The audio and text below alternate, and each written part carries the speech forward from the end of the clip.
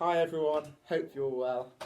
So today we're going to be looking at partitioning our 12 times table, okay?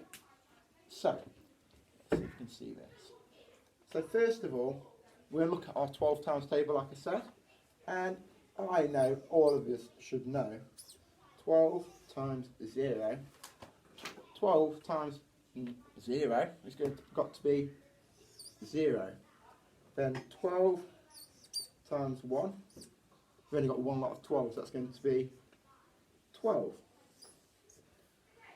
12 times 2. I'm asking you to double 12. If I don't know necessarily how to double 12, what I could do, because this number is higher than 10, I can partition this number quite easily. The 12, it can be split into two. The 1s and the 10s can be split into two parts. So first of all, I'm going to split my 12 into 10 and 2. Because I've got the 1s, which are 2, and the 10s column, I've got 10. So split that. I've partitioned it. My next step then is to times them both by 2, because that is what the question is asking. So 10 times 2, I know 10 times 2 is 20, and I know 2 times 2 is 4. So, I've split 12 times 2 into 10 times 2 and 2 times 2. And I've got the answers 20 and 4. Your next step then is to add these two numbers together. 0 add 4 is 4. So the answer is 24. And I've successfully partitioned that number. Okay? I'm going to give you one more example. I'm going to move on to 12 times 3.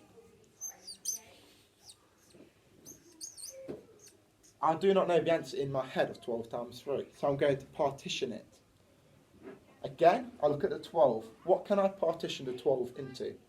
I can partition it into a 10 and a 2. And I'm going to times in that by 3, as again, that's what the question is asking. So, 10 times 3, I know that equals 30, and 2 times 3 equals 6. Again, because I've partitioned it, I've split the 10 and the 2 apart, and I've worked out it equals 30 and 6. I need to then put them back together. So 30 add 6 equals 36. So my answer is 36. I would like you to have a go at partitioning all of your 12s. I know some people will understand their 12s and know their 12s straight away. But it is a skill of partitioning which we are practicing today. If it wasn't in the 12 times table, for example, a challenge question for you may say 22 times 7. Again, this sounds quite challenging, but when you break it up and partition it, it makes it a lot more simple. So, first of all, I'm going to split into the 1s and 10s again.